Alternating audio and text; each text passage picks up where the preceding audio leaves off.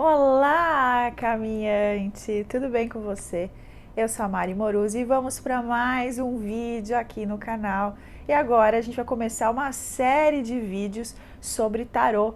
Vídeos para você aprender mais sobre o tarô, ou começar a aprender o tarô. Mas não ache que vamos parar com o vídeo de tarô interativo, onde você escolhe um cristal e tem a sua resposta do tarô. A gente não vai parar com esses vídeos, mas vai ter mais sobre tarô aqui. Então vocês vão ter mais conteúdo ao invés de um vídeo só, onde a gente vai fazer as tiragens do tarô. Se você ainda não está inscrito no canal, se inscreve aqui embaixo, já dá o like já no começo desse vídeo para você não esquecer, que vocês têm a tendência de esquecer de dar o like.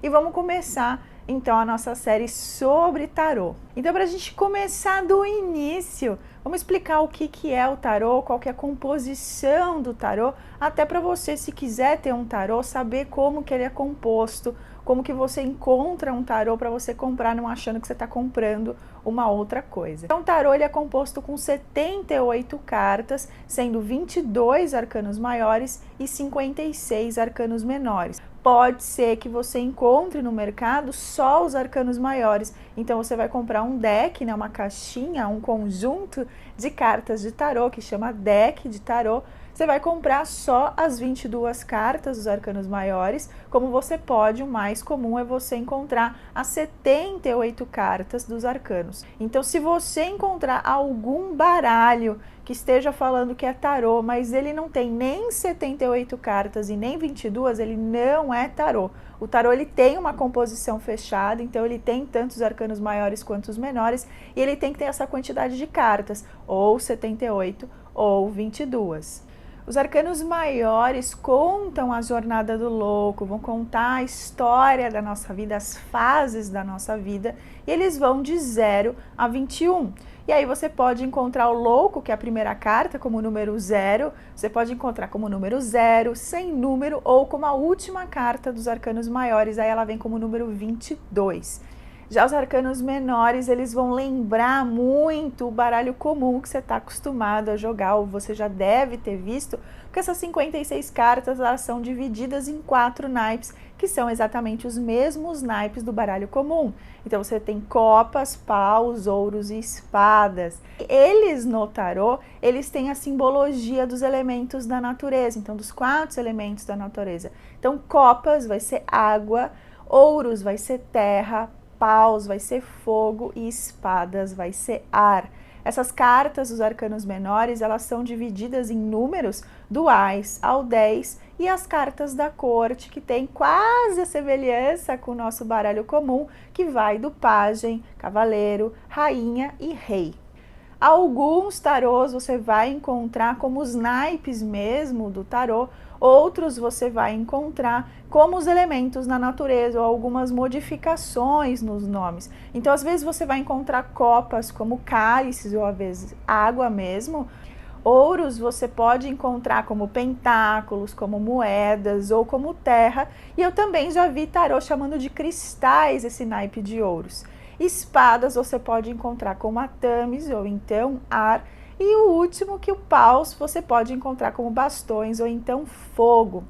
Uma curiosidade, alguns tarôs seguem o tarô de Marsella nos arcanos menores, e ao invés de ilustrações nas cartas dos arcanos menores, você vai ver vetores, que são os símbolos dos naipes. Então, por exemplo, um 2 de copas vão ter 2 copas, então ele vai aumentando conforme o número daquela carta, mas ele não vai usando uma cena, uma ilustração, então acaba sendo um pouco mais difícil, na verdade bastante difícil para você aprender, se você ainda não sabe o que aquelas cartas significam. Já os que seguem o Rider-Waite, os arcanos menores são ilustrações, então é uma cena acontecendo em cada carta e fica mais fácil de você não só entender, mas guardar a informação do que aquela carta significa. Os arcanos maiores são as cartas mais importantes do tarô, por isso são chamados de maiores, e elas contam a jornada da nossa vida. Então são cartas mais profundas, são cartas mais terapêuticas, que tendem a ter uma explicação muito profunda. Então ela não vai ter um único significado, ela vai ter vários significados que você vai vendo conforme a leitura para ver qual que se encaixa ali naquela leitura. Já os arcanos menores são cartas mais diretas, mais rápidas, elas são mais realmente divinatórias, porque elas falam do cotidiano, ela fala do nosso dia a dia. Então ela normalmente vai falar de ações, coisas que você precisa fazer, ou às vezes coisas que você precisa prestar atenção que você não está fazendo. Uma recomendação para quando você for começar, ou se você estiver já no início do seu estudo do tarô, é comece estudando os arcanos maiores. Primeiro tenha domínio dos arcanos maiores, porque sim, eles são mais profundos, eles não são mais difíceis, digamos assim, mas como eles têm mais significados, você vai levar muito mais tempo para ter o domínio dos arcanos maiores do que os menores. Como os menores são mais rápidos, são muito mais diretos, fica mais fácil de você aprender depois que você já aprendeu os arcanos maiores. Você já deve ter visto, tanto aqui no canal quanto em outros canais, as tiragens de tarô, passado por alguma consulta, e deve ter visto que existem tarólogos que tiram de forma diferente, que fazem ali a jogada de uma forma diferente. E aí eu tô falando dos métodos conforme a utilização das cartas. Então, eu, por exemplo, uso o método europeu. Eu divido o arcano maior do menor. Todo arcano maior é a carta principal daquele jogo, daquela casa onde aquela carta caiu.